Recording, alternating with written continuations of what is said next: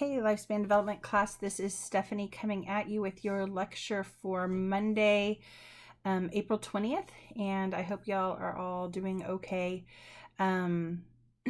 We've got just a little bit to do first before we get into lecture, and then today we're going to finish the lecture for chapter 12, and then for the rest of this week we'll be finishing up chapter 13. So when you check your Blackboard, you'll see that the discussion question for this week is up. It's due on Sunday at 11:59, and it has to do with this idea of gender issues, right? So last week and part of this week, we're thinking about gender issues. And if we were in class, what we would be doing is having a discussion about like, what do you think about these things? Because there's a lot of controversy with gender issues, and it's stuff that's really uncomfortable to talk about, right? Just like at the beginning of the semester when we have that discussion about abortion, and everyone is kind of like afraid to talk, but these are important things to talk about. Just getting used to stating your ideas and supporting your ideas and thinking about other people's viewpoints, right? And so gender issues are no different than that. So we would have a discussion about these things, but since we can't do that, we're going to do it this way.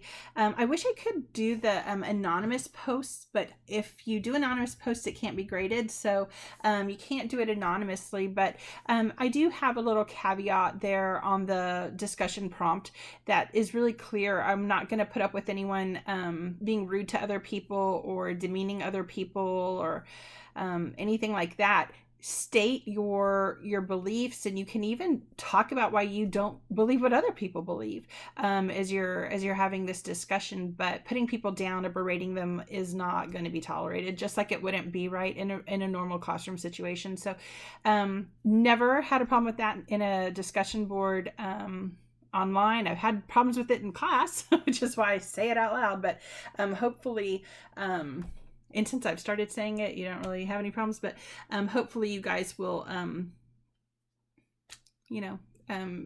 feel free to truly be who you are on the inside, and know that that will be respected, because that's how we all learn, right? All right, so that's the discussion board. Again, it's due on Sunday, next Sunday, the whatever that is. I think it's the 26th. And it's due at the end of the day, just like usual. So on Friday I had almost no voice, and I still have a bit of a cough, but I asked you guys to watch several sets of videos, some from a sociological perspective and some from a psych perspective, or I think one from a social perspective, and then the other two were psych perspectives, about gender. Gender is this really interesting thing, because we used to teach it, just like 5 years ago, we would teach gender as if it was fact. And today it's so much more blurry than that. And so even with that, though, some things haven't changed, right? So your book talks about how in the past there was a gender-related double standard for premarital sex, and I would argue that has not gone away. I mean, all the research on this suggests that while it's diminished a little bit, for the most part, that has not actually evened out for men versus women. And there's some research on this that's really interesting. There's a great TED Talk about this if anyone's interested. I didn't share it because it's kind of controversial, I think, because at the end she kind of sounds like she's almost like promoting premarital sex. So it's a little bit controversial, that particular talk, but she's a sex researcher. She's a social psych researcher who studies like sexual attitudes. And one of the things that I think is so interesting, and I actually have gone and pulled up not just her study, but several other studies on this, is that men tend to really berate women who have sex premaritally, and so premarital sex. And so they do things like call them sluts and stuff like that, and yet they really want premarital sex. So why would you insult the women, right, who are going to fulfill that for you potentially? The other interesting case that she makes is that in her research, I actually haven't found any other research studies on this. They may exist, but I haven't gone to look for them. But in her studies, she's found that men actually state that when they are having premarital sex, they don't actually care that much. Like if they're just having a one night stand, they actually care that much about pleasing the woman. It's really all about this like selfish act for them, and so they care more about their own personal pleasure. I think that's so interesting, and she makes this statement too. When I first heard that, I was like, wait a minute, because if you want to have those opportunities, you should try to maximize the pleasure for the woman, so she's more likely to give you those opportunities. And so it's really kind of interesting. If anyone's interested in that link, if you'll send me an email, I'm happy to send it to you. I don't think I might have shared it on that page and just put, this is kind of controversial. I don't think I did though. And if I didn't and you're interested, send me an email. I'll find it for you and send you the link, because it is an interesting watch, and it's only like 15 minutes like most TED Talks.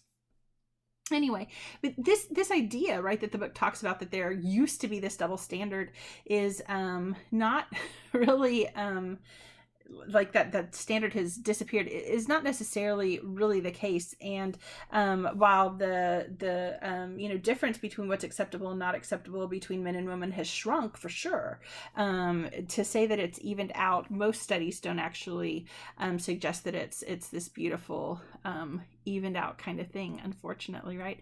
And so one of the things that is also really interesting to me and really fascinating to me is what permissiveness with affection looks like in other cultures. And so, it didn't used to be that long ago where in the United States you were definitely expected to marry a virgin, right? A man was expected to marry a virgin. And we used to have some cultures, including groups here in the United States, who would do things like hang the sheets to prove that the night after the wedding, to prove that you had slept with a virgin, right? There you should be breaking the hymen, and there should be blood on those sheets, and so you literally hang them out as like proof that the woman was a virgin. And that's a problem for a lot of reasons, right? Because the hymen doesn't always necessarily break and bleed. A woman could have broken her hymen in a number of other ways before she was ever having intercourse. And there's just a bunch of issues with this, right? Today, this is actually a huge issue in some cultures still. The idea that a man is expected to have, excuse me, that a man is expected to have married a virgin. And there are actually kits that you can buy, that women can buy, to mimic a hymen. And so it's a little thing that they insert before their wedding night. It is supposed to feel like the man is pushing up against something, and it's supposed to break and release something that looks like blood. And this is used in some cultures where if you are not a virgin, if it is not obvious that you're a virgin, you can get, the man can get an immediate divorce from you if he can't prove that you were a virgin. And worse, I mean, there are cultures today that still, allow women to be beaten if they are not virgins when they get married. So those things are really shocking and horrible, but they exist, and you can literally go online and buy these kits that allow it to seem like almost like to recreate a hymen that can get broken. It's shocking, but these are the things that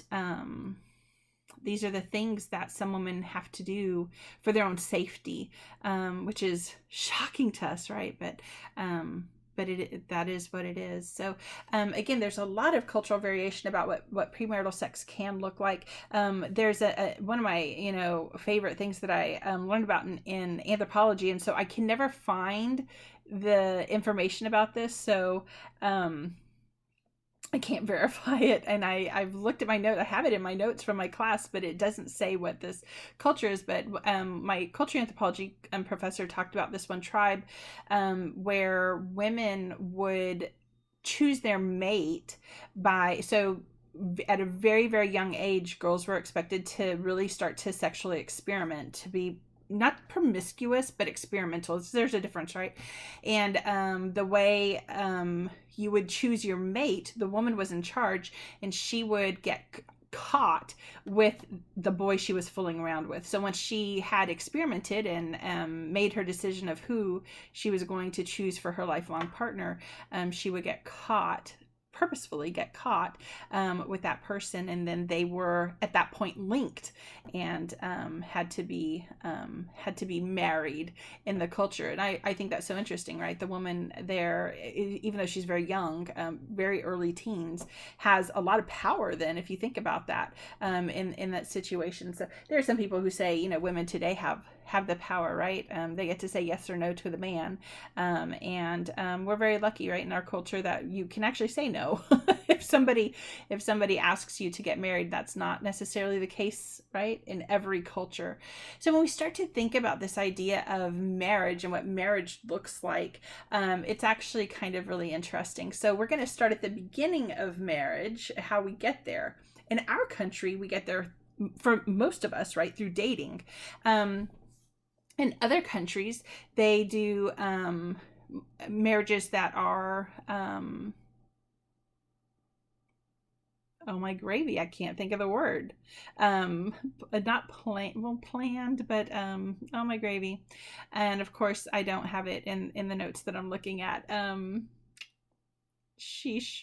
Anyway, you are partnered with someone by your family, right? And this is especially common in countries or cultures, rather, that are more communal, right? That have that kind of bent that what I do affects my whole family. And so if that's true, why would I get to choose who I'm going to marry? My family, right, should be making that kind of choice for me.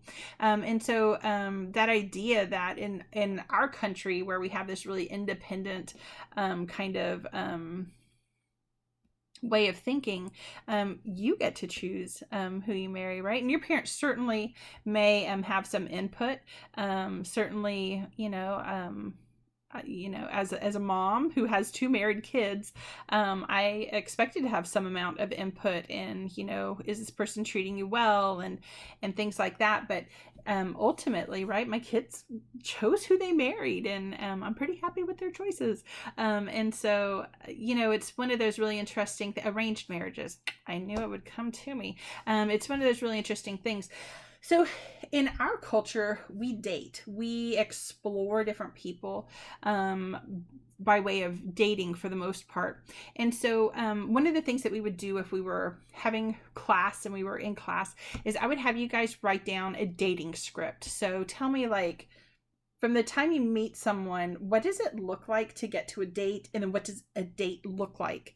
And it's always really interesting, especially at A&M San Antonio, for us to have this discussion, because we have so many varied cultures, and then we have so many different age groups represented. And so it was funny for me after my divorce, when I started dating again. I had 2 kids, they were young. And so I didn't necessarily even want some people to know that I had kids, because I thought, if you're a sicko, right, like, you could be after me just to get to my kids. And that really terrified me. And then I also had other thoughts, like, I wanted people to know about my kids, but I didn't necessarily want them to meet them until I was pretty serious. In fact, the only person that I ever dated that my kids actually met is the man who's my husband now. And really the only reason they even met him kind of quickly, like, we had only been dating for maybe like a month. And the only reason I felt kind of comfortable with that is that I had known Gang when I was like in 8th grade. We were best friends in 8th and 9th grade. And so I already knew him. And I I wasn't creeped out by him. I kind of, didn't know these other people very well. Most of them were friends of friends. I kept getting set up by people, which was fine. But it's an interesting thing, dating when you're older, and the way the script changes, right? When I was young and dating, the man was expected to come pick me up, meet my parents every time. Like when I watched The Bachelor and they meet the parents, and it's like a big thing. Like sometimes people are like, I haven't brought a person home in 5 years. I'm like, you haven't brought someone to meet your parents? Like, just because they meet your parents doesn't mean that you're getting married, right? But I guess some people apparently it does mean that, right? Like it's this big, huge step. For me, it was just normal.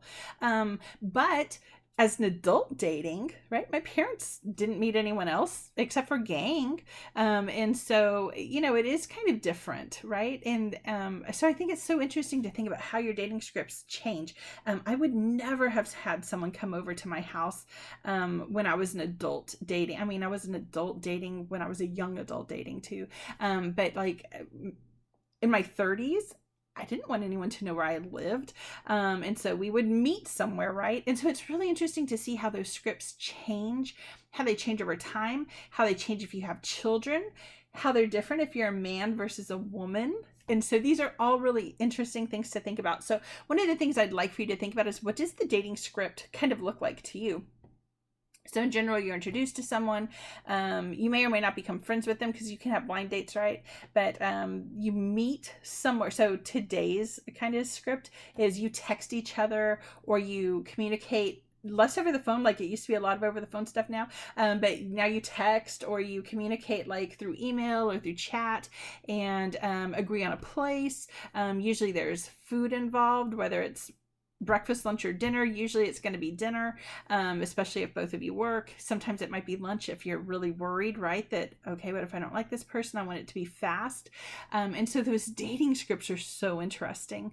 And also what's appropriate and what's not appropriate on a first date is really interesting to think about, because for some people, like I personally have a really strict rule. I would never kiss someone on a first date. That's just not something I would ever do. But I also don't believe in only having a first date. So even if the first date is kind of bad, I always think first dates are like, for a lot of people, they're just horrible anyway. And so I'm a big believer in always giving a second date. Like that's my personal thing, unless you're like a drug dealer or an abuser of people. I would give you a second chance, because sometimes first dates are just really hard and awkward, and sometimes that second date is just so much better, right?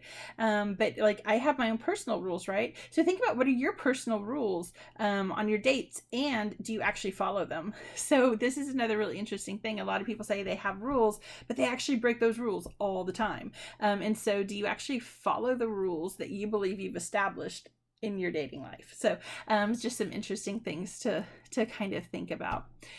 So think about dating and how dating is in a lot of ways in the United States. It's different because we're a very mobile society. So we can, we don't have parlor rooms anymore, right? Where someone comes to court you.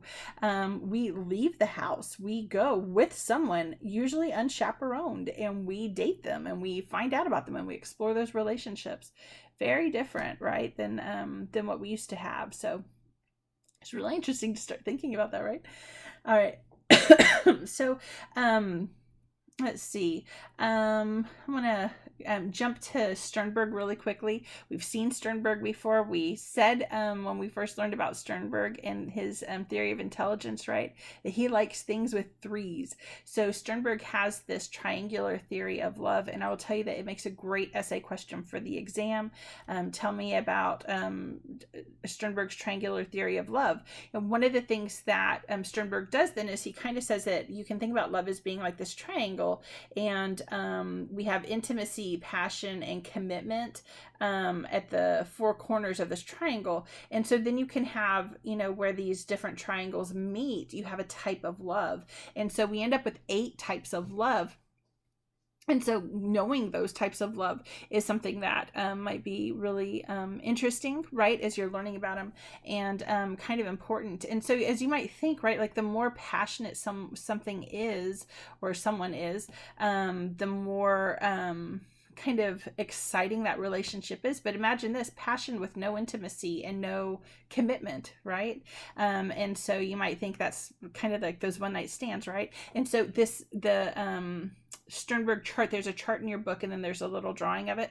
Know that, because it is interesting to think about what each of those different types of combinations of the three components of love kind of leads to. And of course, then for Sternberg, the most important type of love that you can have has intimacy, it has passion, and it has commitment. And I want to say really quickly, let me before I talk about the consummate love, let me say that one of the important ideas here is that intimacy is not necessarily sexual intimacy.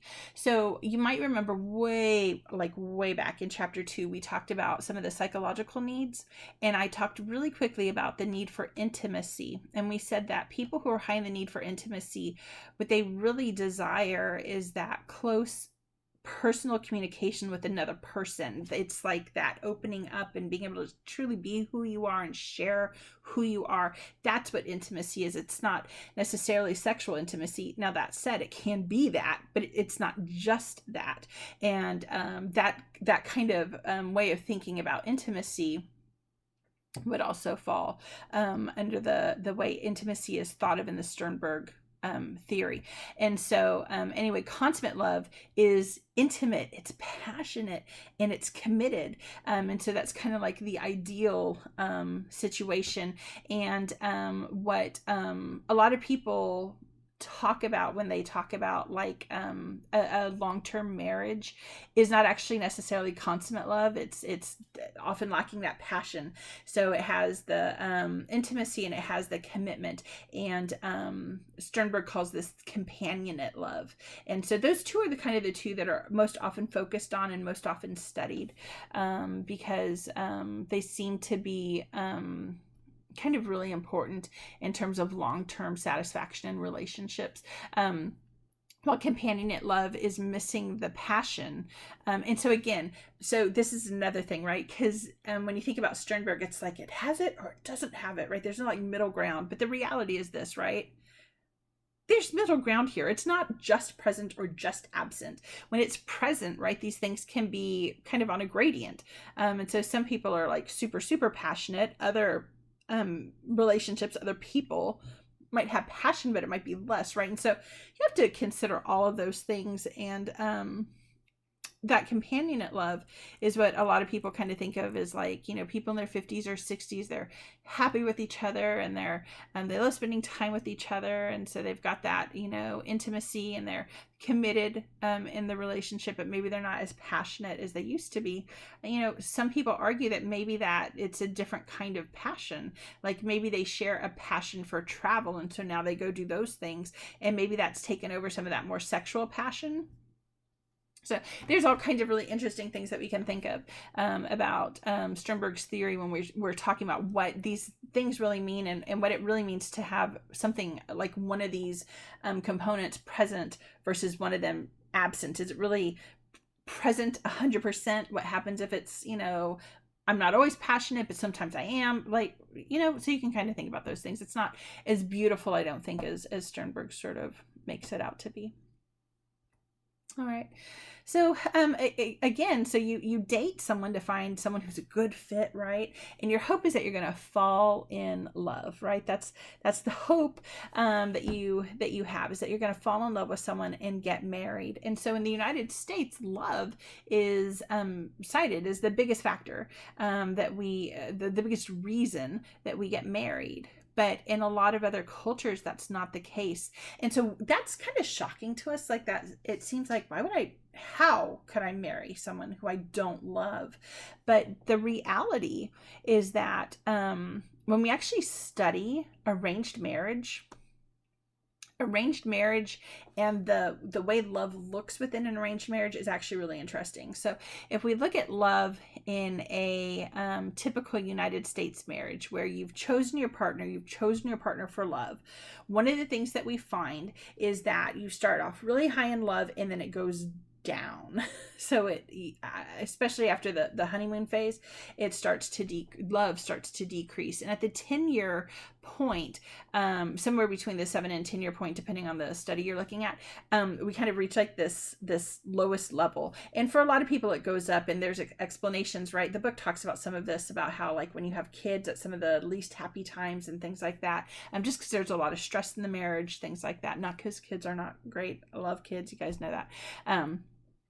But you do see that decline. And what's really fascinating is that you see the exact opposite in arranged marriages. And so in an arranged marriage, where you start off very low in love, because sometimes you don't even know this person, like you like just meet them the day you're getting married, right? Or you've met them a couple times because your family said, hey, P.S., you're marrying this guy, right? Better go meet him. That love, where it starts off very, very low, actually slowly increases. And around the 10-year mark, most arranged marriages are actually more report that they are more loving than a typical marriage in the United States. Isn't that interesting? We talk a lot about that in cross-cultural psychology.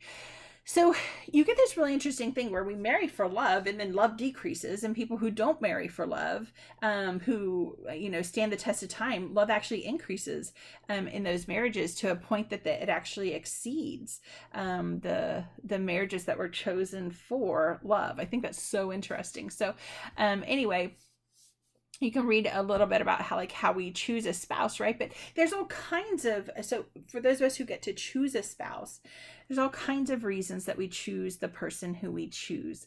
So there's all kinds of evolutionary theories about how are we attracted to people, who are we attracted to.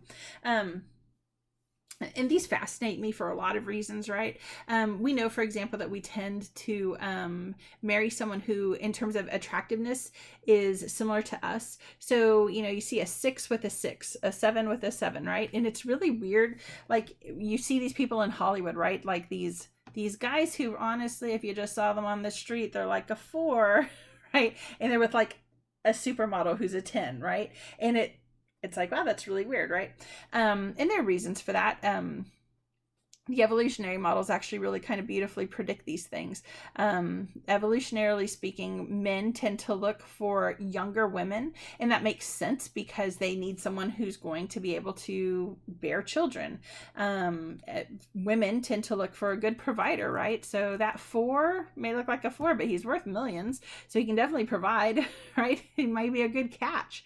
And so there's all these really interesting things that we can talk about, right? And they seem, oh my gosh, they seem like horrible, right? Are you calling women gold diggers? No, I'm saying that the reality is this, right?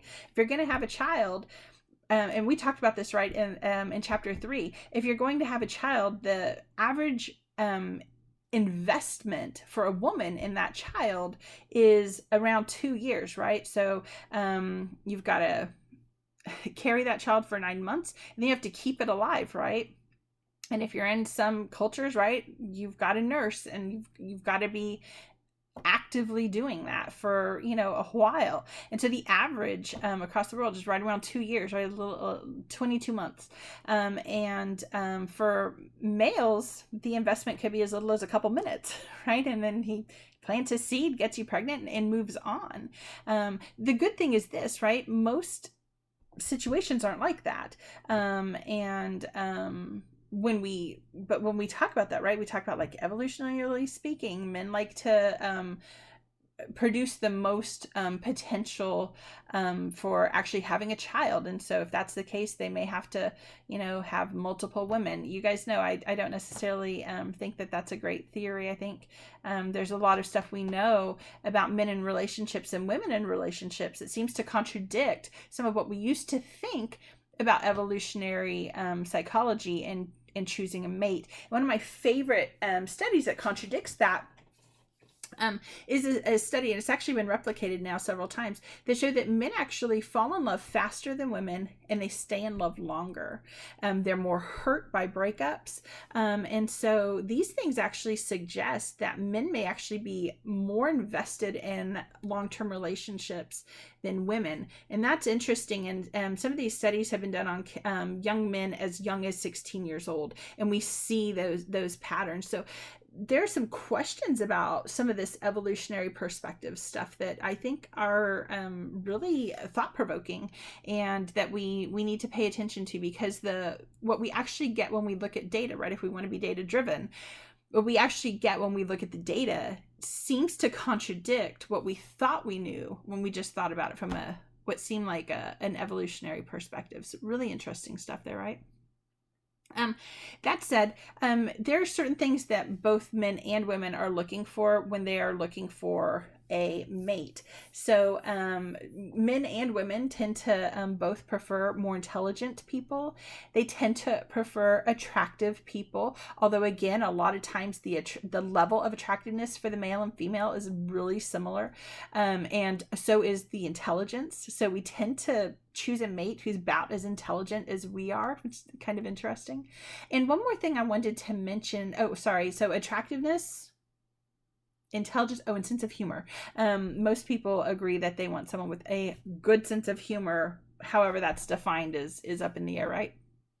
One last thing that I wanted to mention about the marriage is that there's a number of really interesting studies that suggest that not only do you and I choose someone who is on a scale of 1 to 10 similar to us in our attractiveness, but we actually tend to choose someone who is actually genetically more similar to us than dissimilar to us. And so if we take people and we look at mated pairs, so people who have chosen to have a commitment and have children, those people are actually genetically more similar than they are to other people if I just randomly pair them with other people. And that seems to suggest that you and I somehow are making some really complex, calculated decisions about the people we marry, and that we're looking for someone who's kind of similar to us, more similar than they are dissimilar. And so this is one of there's a couple different names for this. Some people call it selective mating, but genetic similarity theory is what, if you're interested in this and you look that up, that's probably the best way to do it. But genetic similarity theory suggests that you and I actually must be making some really interesting calculated decisions about who we marry and who we don't marry. There's a couple of theories about how this works. One has to do just with facial features. You may have noticed, have you ever heard people say like, oh my gosh, they've been married so long they've started to look like each other? Hello, does that even sound like that's something that could happen, right? Your biology, your facial structure changes because you've been married to someone for a while. That literally doesn't seem like it would happen, right? But what does seem like it might have happened is that you married someone who already looked more like you. And maybe when you were younger, that wasn't as obvious because you did things like you did your hair different ways, and you know how you can change the whole way you look, right? By doing your hair and your makeup in certain ways. And so maybe that similarity that we thought we were seeing, or that we maybe don't immediately recognize when we're young, we start to recognize it more as we get older. It's really unlikely that your morphology is changing just because you've been married to someone for a while, right? So that's one explanation, is just that we are actually looking specifically at like facial features and things like that for someone who's relatively similar to us. There's another great theory I love that has to do with pheromones. We talked about pheromones really quickly earlier in the semester, and I told you, we'll be talking about my favorite study. One of my favorite studies coming up later when we talk about marriage and family, because to me this is an interesting study. So we had young teenage boys get sweaty. Everyone's wearing the same kind of shirt, put the shirts in the box, and then we had all of the moms rate each of the boxes. And what we found is that moms rated their own sons' boxes as the most vile, the most disgusting boxes. And what that seems to suggest is that if someone's really similar to us, like our own son, they're revolting to us. Their scent, right, their pheromones are revolting to us. But if we have someone who's a little bit removed from us, that's a good thing. And so there's some components to evolutionary theory that suggests that we actually use pheromones to determine someone who's similar enough to us, but not too similar to us. And I think that's kind of interesting. And I just love this sweaty teenage boy study because I distinctly remember the day that I realized that Tristan was revolting. The way he smelled, and we were like, what is that? I was like, oh my gosh, I think that's Tristan. Wow, that's a wild smell. So I get it. I get the shirt study. Let's see. I wanted to talk really quickly about the idea that we are having more and more people stay single. And this is a trend, not just the United States. I mean, this is a trend across the world. But we typically, in this class, we focus a lot on the United States because we live here. And so it is the case that about 20% of women and about 30% of men live alone without an intimate partner by choice. And about 20% of adults will make the choice to not marry. And I think this is interesting to think about in terms of Erikson's theory, because Erikson has this component in his theory, right, of intimacy versus isolation. And so I think a lot of people assume two things. They assume if you're married, you've chosen intimacy. And if you're not married, you've chosen isolation, right? But gosh, that's not necessarily the case, right? There are people who are in a vacant marriage. There is no intimacy there. And choosing marriage had nothing to do with the choice of intimacy. And there are people, and I always think about, you guys know I'm Catholic, right? I always think about priests, right? They choose to not marry, but they're not choosing isolation. They're choosing a different type of intimacy. And I think you could argue that a lot of people who make that choice not to marry are actually choosing a different type of intimacy. For many, many years, I know Oprah doesn't have her show anymore, and so some younger people don't know Oprah, which is sad to me. But I always think about Oprah, right? She had Stedman, but she never got married to him, and she was choosing a different type of intimacy. A choice to not marry is not necessarily a choice for isolation, and I think it's really important that we kind of recognize that. Anyway, all right, so your book talks about what makes a marriage work, and you can read all of these things, but I want you to think about, earlier in the semester we had talked about some of the ideas that personality, certain components of personality may be linked to a successful marriage also, and when we kind of did our preview the first couple of weeks. And so we know that there are certain needs that are related to making a marriage work, and one of the needs that is really highly related to this, to marital satisfaction, is intimacy, need for intimacy.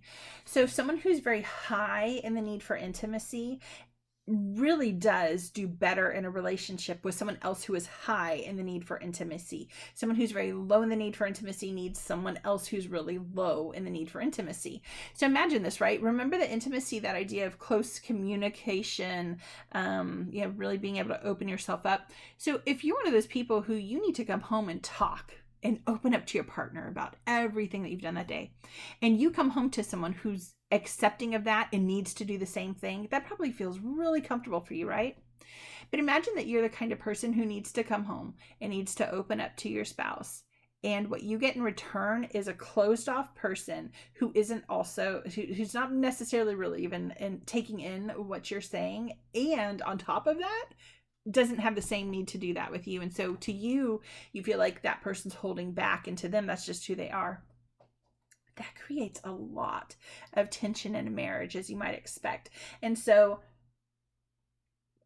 when your book talks about like showing affection and those kinds of things, those are important. But the need for intimacy, being sharing that need for intimacy level, is actually a really fantastic predictor for marital happiness.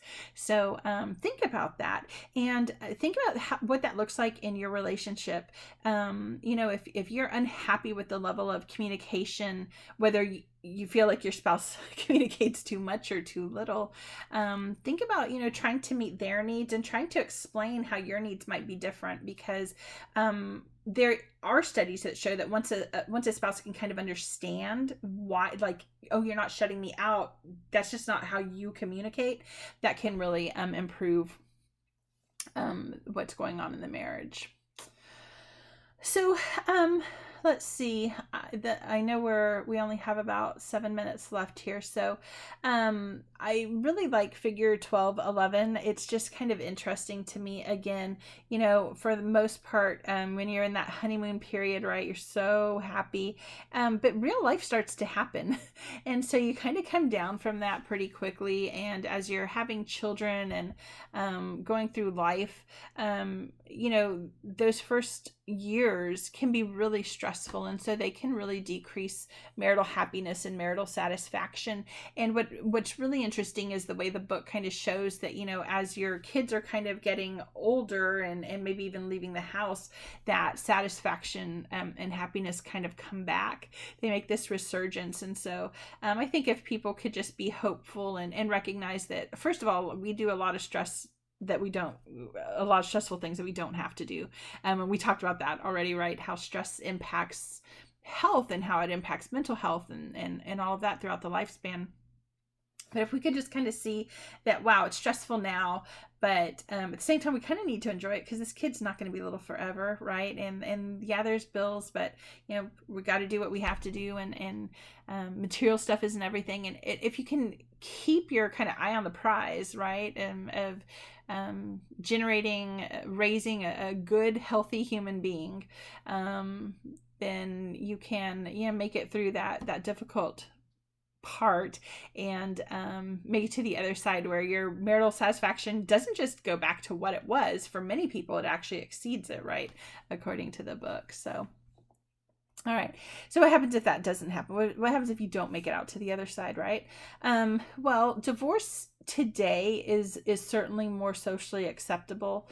It is, I think, really difficult for anyone involved, and that's especially true if you have children. Some studies actually show that the younger the child is, the better, and that even includes adult children often take divorce really hard.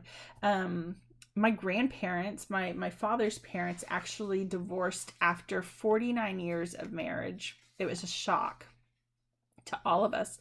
We were actually planning a 50th anniversary for them, and my grandfather announced that he was going to be asking for divorce, and it was just so shocking. None of us saw that coming, and it was really difficult for my aunts and uncles and my dad, and they were not just adults. I mean, they were all married with kids, and but that doesn't make it easier. And in fact, in some ways, studies show it actually makes it harder. Divorce is something that I think a lot of people fear, because they hear like 50% of marriages end in divorce. Well, that statistic is actually pretty close to correct. About 50% of marriages will end in divorce, but that's 50% of all marriages, and that includes people who are married for the second, third, fourth, fifth time. Most studies show that marriages are more likely to end if they're second or later marriages, and so when we actually look at first marriages, about a third of first marriages will end in divorce, and that can happen for any number of reasons. You guys know a little bit about what happened to me and my ex-husband, and so it's sometimes it's like a horrible, devastating reason that people get divorced. And so it's important not to judge someone because that they've been divorced, and even if someone's made a horrible mistake and that's the reason that they're divorced, people can take that as a learning opportunity, and do significantly better in a subsequent relationship, a subsequent marriage. So the divorce rate, again, around 50%, but of first marriages, it's right around a third of marriages. Doesn't that feel a lot more promising then, right? So the overall divorce rate has actually declined in the last 2 decades, and there are some studies that show that millennials are actually getting divorced at rates that are lower than the previous generations. Now, it's important to say this though: there are also some studies that show that millennials aren't getting married as frequently, so their actual rate of marriage is down, and that might account for some of the lack of divorce that we're seeing, because they're just not marrying inappropriate, insufficient, I don't know what word we want to use, but the wrong person, right? They're not marrying the wrong person. So that's kind of interesting when you start to think about that. All right. So your book talks about finally kind of divorce in later marriages, where that used to be really kind of unacceptable and shocking. Today, I wouldn't say it's any less shocking, but for the most part, people who are over 50 are starting to see this really sharp increase in divorce rates. Different theories exist about why this is. Your book talks about a couple of them, but there's not really good research on. I wouldn't want to speculate about why this is. And so anyway, just kind of know that over the last 20 years, while the general divorce rate has declined overall, people who are over 50 and getting divorced, that number is actually increasing. All right. So, you guys, if you have any questions about chapter 12, I certainly hope that you will shoot me off an email. Let me answer those questions. Don't forget that you do have your gender discussion question that's up. It's posted for you now. It's due by Sunday. You do need to respond to each other and have actual discussions to get a good grade. Remember that I want to see you have in-text citations from the book, stuff like that. So if you have any questions about that, also feel free to email me. I will talk to you guys again on Wednesday. Have a good night. Or, well, I don't know when you're watching this, right? I'm taping this at night. I'm going to go have a good night. Bye, guys.